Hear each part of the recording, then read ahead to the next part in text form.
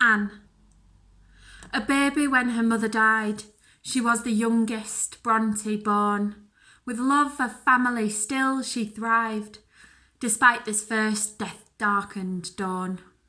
Anne flourished with her aunt's great care, a quiet but mighty, strong-willed soul. As siblings provoked creative flair, with pen and paper her world was whole. Anne formed her poems as careful craft, wrote detail with emotive grace, so the power of her words still last, across the centuries maintain their place. Charlotte left home, but still they wrote. With Emily, Anne would pace the moors. Branwell taught Anne to fret and hope as she perceived his strengths and flaws. Anne and Emily dreamed of Gondal, formed that far-off world from words. They kept their miniature writing secret, fleeting as a flock of birds. At Blake Hall, Anne was first a governess, assigned to guide the Ingham children, but their disobedience caused her stress, and so she sought her freedom. Anne then went to teach at Thorpe Green Hall, where she spent time observing life.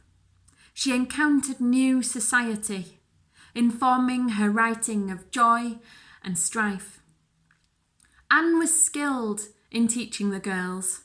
She was also known to be gentle and shy, but her own family chaos was soon to unfurl, and with it bring all crashing down from on high. Anne joined the family summers in Scarborough, enjoyed the beauty of the North Yorkshire moors. Her brother Branwell joined to be the boys' tutor, but he failed to resist sin's strong allures. Branwell was dismissed for making love to his mistress, and also resigned to follow him back home. The shame brought the Brontë family distress, but with her siblings close, Anne could not feel alone. The sisters threw themselves into writing. They would pace round the parsonage table till late, sharing snippets of words and inciting each other to seek better fortunes and fates.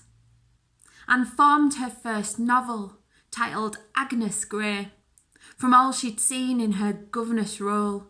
She wrote of children who'd be cruel and prey on the weaker, and showed hate take its toll.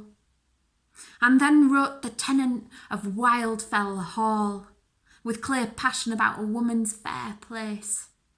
Equality was her freedom call. With powerful words, she made her case. Anne was resistant to Charlotte's encouragement to petition a publisher with poems and scripts. They created pen names of Ellis, Currer and Acton, and together the Bells set out on a long London trip. The big city publishers were shocked that these women had written such edgy, intelligent books. The sisters went back to Haworth, pride more than brimming.